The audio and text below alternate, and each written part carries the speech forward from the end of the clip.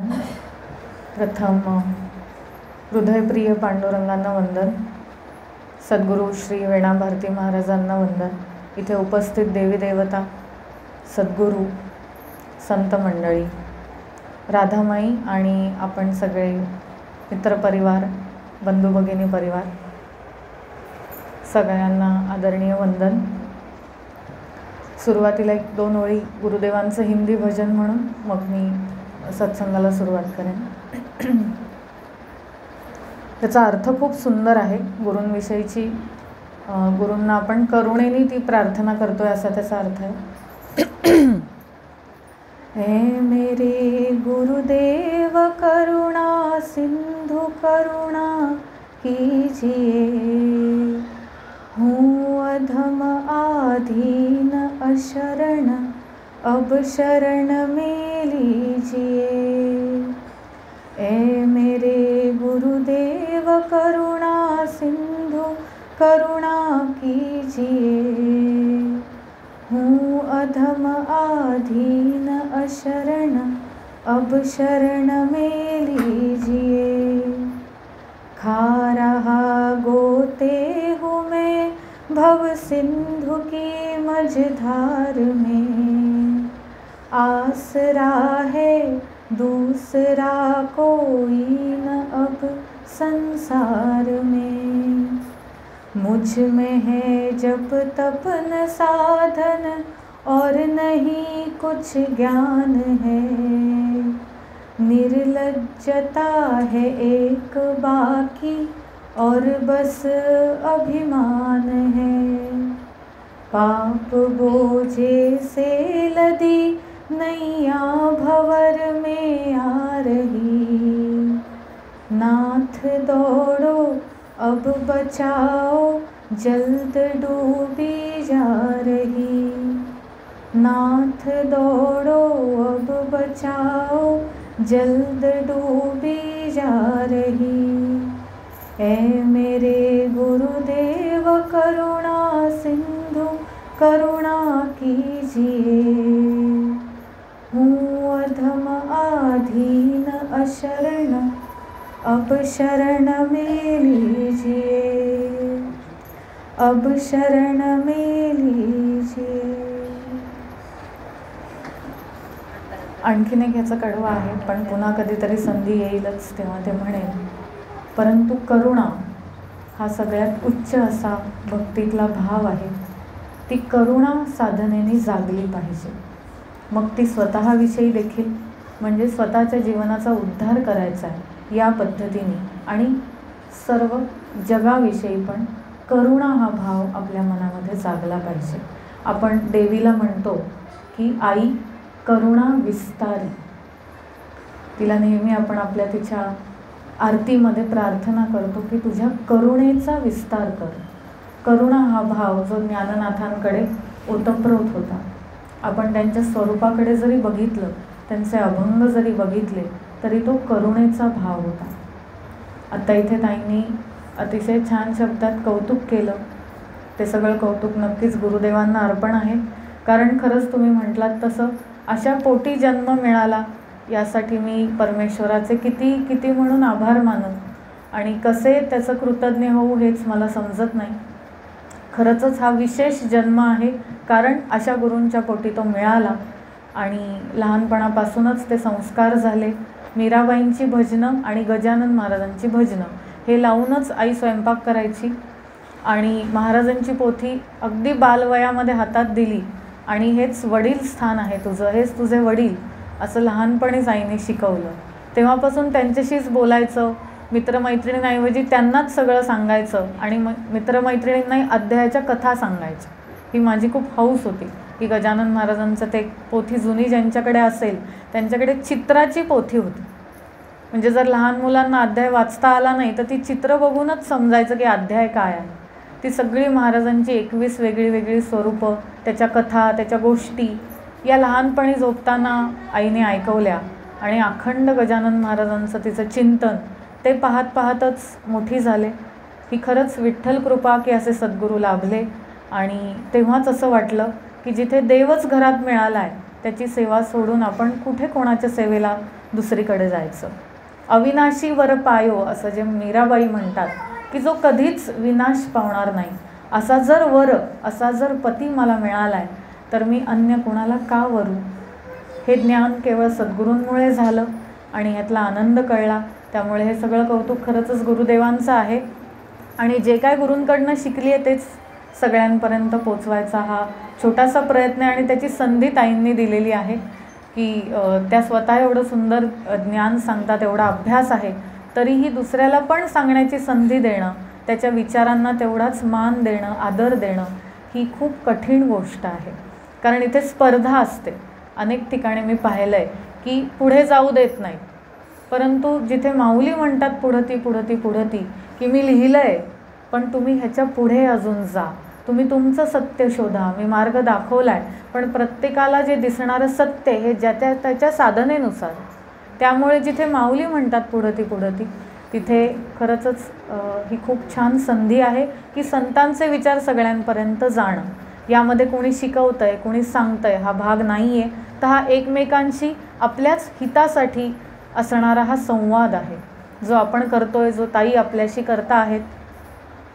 यामध्ये फक्त अनेक वर्षे ताई सांगत आल्यात, अनेक संत सांगत आलेत, हजारो ग्रंथ लिहिले गेलेत आपल्या या भारतवर्षामध्ये. ज्ञान आपल्याला होण्यासाठी, मायेतनं आपण बाहेर येण्यासाठी, जन्माचा उद्धार होण्यासाठी, मोक्ष मिळवण्यासाठी, मुक्तीसाठी. पण अजून तसं ती गोष्ट साध्य होत नाही आहे. 10 अवतार झाले, आता 10वा अवतार येईल, तरी पुन्हा पुन्हा संतांना ईश्वर पाठवतोय पृथ्वीवर, कारण म्हणावी तशी जाग अजून आपल्याला येत नाही. आपण ऐकतो, घरी जातो, परंतु पुन्हा आपण खूप मायेमध्ये गुरफटलो जातोच. खूप कळकळीने ताईही सांगतात, संतही सांगतात. मग नेमकं अडतं कुठे आहे, नेमकं चुकतं कुठे आहे, हा आपल्याला खरं तर अभ्यास करायला पाहिजे आहे. आपण कुठे गुंततो आहे, आपण आपलीच परीक्षा, आपलाच अभ्यास रोज केला पाहिजे. जसं आपलं आपण रोज मन रात्री लिहून काढलं पाहिजे की आज मला काय नवी इच्छा झाली किंवा आज मला काय नवी चिंता सतावली. म्हणजे आपण भर पाडतोय. आपण जर उदाहरणार्थ एक पिशवी घेतली मन नावाची, तर त्यामध्ये खूप वस्तू भरलेल्या आहेत, तट्ट भरलेली आहे, त्याच्यात काहीच जागा नाही आहे. त्याच्यात भूतकाळाच्या आठवणी आहेत आणि भविष्यकाळाच्या चिंता आहेत, इच्छा आहेत की ज्या पूर्ण नाही झालेल्या. आणि मग जर पिशवी भरलेली असेल तर हे जे ज्ञान आपण ताईंकडनं घेऊ, संतांकडनं घेऊ, सत्संगातनं घेऊ, ते भरायला जागा नाही आहे, ते वाया जातं आहे, सांडतं आहे, कारण ते ठेवायला पिशवी रिकामी नाही आहे. म्हणून पिशवी आधी रिकामी करायला घेणं ही साधना आहे की त्यात जे जे अनावश्यक भरलं आहे, खूप अनावश्यक आहे. कोणीतरी बोललं आहे, कधीतरी कोणीतरी अपमान केलेला आहे, कोणीतरी दुखावलेलं आहे हृदय, काहीतरी विचित्र घटना घडलेल्या आहेत की त्या इतक्या घट्ट धरून बसलो आहे आपण की त्यांनी होणार काहीच नाही आहे. आपण कितीही ठरवलं तरी देव करेल तेच होणार आहे. आपण कितीही म्हणलं त्यांनी मला असा त्रास दिला आहे, असं झालं आहे, त्याला असं व्हावं, कधीतरी आपल्याला वाटतं तिला कळेल एक ना एक दिवस माझी किंमत, परंतु हे आपल्या हातात नाही आहे. त्यामुळे ह्या अनावश्यक गोष्टींनी जी आपण पिशवी भरली आहे ती आपण रिकामी करायला घेणं ही पहिली साधना. आणि मग जशी जशी ती रिकामी होईल आपल्यालाही कळेल की हे अनावश्यक आहे. काही आठवणी असतील, इच्छा असतील, त्या देखील आपल्या हातात नाही. आपण प्रार्थना नक्की करू शकतो, पण आपण इच्छा करू नये, कारण आपण अजून अशा भयंकर इच्छा करूनच या जन्माला आलो आहे. त्या पेंडिंग आहेत अजून. देव म्हणतो आहे की तुझी अजून 5,021 इच्छा मी आत्ता पूर्ण करतो आहे, अजून ह्या व्हायच्या आहेत, त्यात तू अजून पुढे 10,000 वाढवतेस, यांनी तुझे जन्म वाढत चाललेत. त्यामुळे इच्छा काहीच करायची नाही. ठेविले अनंते तैसेची राहावे, हेच आपला प्रयत्न असावा. म्हणून मनाची पिशवी रिकामी करायला घ्यायची, इच्छा लिहून काढायच्या, एकदा परमेश्वराला सांगायच्या, पण त्या परत मनात आणायच्या नाही. चांगल्या इच्छा कराव्या, पण ती प्रार्थना असावी, इच्छा असू नये, कारण ती पूर्ण होईपर्यंत आपल्याला जन्म घेणं आहे. जोपर्यंत ती इच्छा संपत नाही, असं आपण म्हणू शकत नाही शेवटच्या क्षणी की माझ्या मनात हे नाही आहे. हा आपण विश्वास आपल्याविषयी नाही देऊ शकत. मनुष्य आहे, मनुष्याचं मन आहे, हर क्षण बदलणारं आहे. म्हणून त्याला सद्गुरू लागतात की जे सारखा असं सत्संग, काहीतरी हरिपाठ, भजन, की त्या इच्छांपासून आपलं मन लांब नेतात, दूर नेतात आणि त्या मनाच्या पिशवीत चांगल्या चांगल्या चांगल्या चांगल्या गोष्टी भरत राहतात. म्हणून ह्या मनाच्या पिशवीचा आपण एक छोटासा प्रयोग करू शकतो. आपण ते सगळं एका वहीत लिहून काढू शकतो.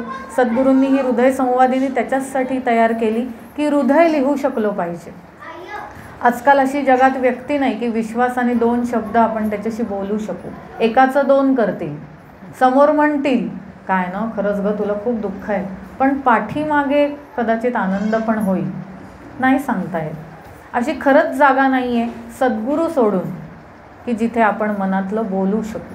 त्याचं काय होईल नाही सांगता येत. म्हणून एक सद्गुरूच आपले मित्र असतात, सखा असतात, हित करणारे असतात. त्यामुळे प्रत्येकाला गुरु हवा. जसं आज नामदेव महाराजांची पुण्यतिथी आहे. नामदेव महाराजांच्या हातनं विठ्ठल जेवायचे, किती परम ही भक्ती असेल. कायम मला कौतुक वाटतं की विठ्ठल विटेवरनं खाली उतरून त्यांच्या हातचं भोजन करण्यासाठी यायचे. पण विठ्ठल एकदा त्यांना म्हटले होते की नामा मी तुझ्या हातचं खातो, आपण एका ताटात खातो, खेळतो सवंगड्यासारखे, पण गुरु म्हणून तू अजून मला जाणलं नाही आहेस. मित्र आहे मी, पण गुरु म्हणून मी तुला कळलो नाही. त्याच्यासाठी तुला ज्ञानाकडेच जावं लागेल. म्हणजे त्याला तुम्ही ज्ञानेश्वरांकडे म्हणा किंवा ज्ञान या गोष्टीकडे म्हणा. त्यावेळेला नामदेवांना आश्चर्य वाटायचं, अजून काय हवं. साक्षात विठ्ठल मूर्तीतला साक्षात सगुण रूपात माझ्यासमोर येतो, माझ्या हातचं जेवता, अजून वेगळं काय जाणायचं. एक वेळेला ती कथा सगळ्यांना माहिती असेल की मारवाडामध्ये तीर्थाटनासाठी माऊली आणि नामदेव महाराज गेले आणि नामदेवरायांना तहान लागली, खूप तहान लागली. तर माऊली म्हणाल्या चला आपण शोधूया इकडे तिकडे कुठे पाणी मिळतंय का बघूया. तेव्हा नामदेव महाराज हट्ट करून खाली बसून घेतलं. माझी भक्ती इतकी आहे की विठ्ठल माझ्यासाठी पाणी आणेल. नाम आणि ज्ञान असंही घेतलं तरी हरकत नाही, नामदेव आणि ज्ञानदेव असं घेतलं तरी हरकत नाही. त्यावेळेला ते अडूनच बसले की नाही मी विठ्ठलाला बोलवणार आणि माझा विठ्ठल माझ्यासाठी पाणी घेऊन येईल. रडायला लागले, धावा करायला लागले की विठ्ठला मला तहान लागली, तुझ्या भक्ताला, तुझ्या सख्याला, तुझ्या मित्राला ज्याच्याशिवाय तू जेवू शकत नाहीस, तुला रोज माझ्या हातचा घास लागतो, मला तहान लागली आहे, कुठेस तू, धाव माझ्यासाठी ये, आम्ही तीर्थाटनाला निघालोय, मला तहान लागली, आता माझा जीव जायची वेळ आली आहे, तू अजून काय येत नाही का, परीक्षा बघतोयस. खूप धावा केला. अनेक भजनं, अनेक श्लोक, अनेक अभंग, नामगजर विठ्ठलाचा नामदेवांनी केला. आणि धावत धावत धावत धावत धावत बिचारा विठ्ठल प्रेमापोटी, तो प्रेमाचा भुकेला आहे, पाणी घेऊन आला. नामदेवांना खूप आनंद झाला, प्रचंड नाचायला लागले की बघा माझा विठ्ठल. कुठेतरी एक छोटासा बारीकसा एक अहंकार असतो प्रेमाचा की माझ्या भक्तीमध्ये एवढी ताकद आहे की विठ्ठल आला. त्याच क्षणी ज्ञानदेव महाराज रडायला लागले, भयंकर रडायला लागले. नामदेवांना आश्चर्य वाटलं की मला तहान लागली होती, पाणी साक्षात विठ्ठल घेऊन आलेत, साक्षात विठ्ठल समोर उभे आहेत आणि आता हे का बरं रडतायत. आता तर सगळं छान झालं आहे, पाणी प्यावं, पुढे जावं, विठ्ठलाला सोबत घेऊन जावं. तर नामदेवांना समजत नाही. पाणी पितात, ज्ञानदेवांकडे देतात, ते म्हणतात तुम्हीही पाणी घ्या, हे तीर्थ आहे, विठ्ठलांनी दिलं आहे. विठ्ठलही हसून बघत असतात. त्यावेळेला नामदेव महाराज म्हणतात तुम्हाला काय झालं, तुम्ही का बरं रडताय, हा तर आनंदाचा सोहळा आहे, विठ्ठल साक्षात उभा आहे. तेव्हा ज्ञाननाथ एकच वाक्य म्हणतात, तुला विठ्ठल आलेला दिसला, मला विठ्ठल येताना दिसला. आपण अभ्यास केला तर आपल्याला याचं उत्तर थोडंसं तरी हृदयाला स्पर्श होईल. तुला आलेला दिसला आणि मला येताना दिसला.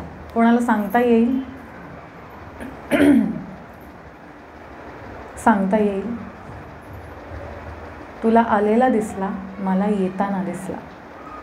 ह्याचाच अर्थ की मला तो काट्याकुट्यातनं, अनवाणी, झाडाझुडपातनं, उन्हातनं तुझ्या हाकेत धावायला येताना त्याला ज्या जखमा झाल्या, त्याला जे काटे टोचले, तो येतानाचा मी बघितला.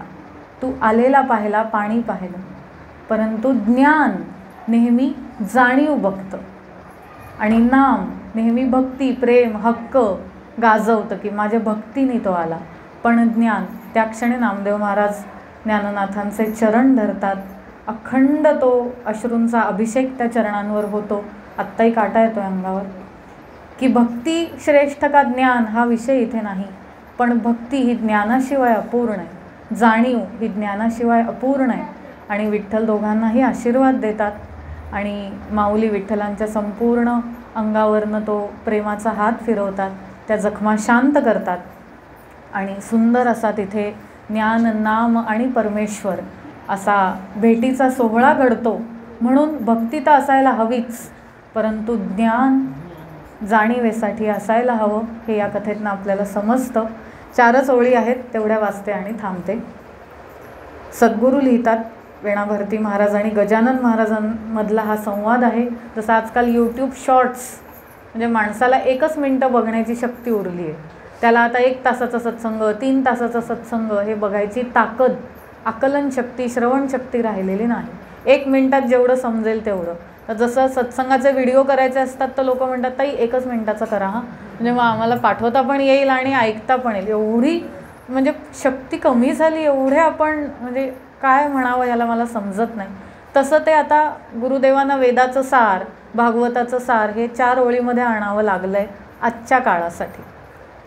तसं जसं माऊलीने ज्ञानेश्वरी लिहिली आणि तरी हरिपाठ आणला, कारण त्यांना माहिती होतं पुढे एवढं कोणी वाचणार नाही आहे, त्यामुळे छोटंसं आपण देऊया. तसं ह्या 4 ओळी महाराज म्हणतायत, ज्याला त्याला भेटण्याची ओढ, आस, तहान आहे, ज्याला त्याला भेटण्याची ओढ, आस, तहान आहे, त्याची या जगातल्या कशानेच तृप्ती होणार नाही आहे. त्याची या जगातल्या कशानेच तृप्ती होणार नाही. आपण ही जी साधना, इतकी सुंदर साधना ही हरी ओमची, म्हणजे आज तर मला असं वाटत होतं डोळे उघडू नये. ती शांतता प्रचंड आतमध्ये साठली होती आणि त्या शांततेचा भंग होऊ नये. म्हणजे माझं बोलणं, आपलं बोलणंसुद्धा कधी कधी आपल्याला वाटतं की शांततेचा भंग करणार आहे. तर ती शांती आपल्याला जर मिळवायची तर आपल्या साधनेला उद्देश पाहिजे, की मला ही साधना कशासाठी करायची. दर रविवारी ताई करून घेतात, घरोघरी करून घेतात, पण त्याचं काहीतरी ध्येय ठेवा, उद्देश ठेवा, की मला हे मिळवायचं आहे म्हणून मी ही साधना करतो, तरच आपल्याला त्याची प्राप्ती होईल. जसं ज्याला त्याला भेटायचं आहे, त्याला इतर कशातनीच मन त्याचं तृप्त नाही होणार आहे, तसं आपल्याला ही साधना आपण का करतो आहे याचा नक्की विचार करा. आणि पुढच्या वेळेला आपण संवादरूप बोललो तरी हरकत नाही. काय चुकलं असेल तर क्षमा करावी आणि ही छोटीशी सेवा आपण स्वीकार करावी. जय गजानन.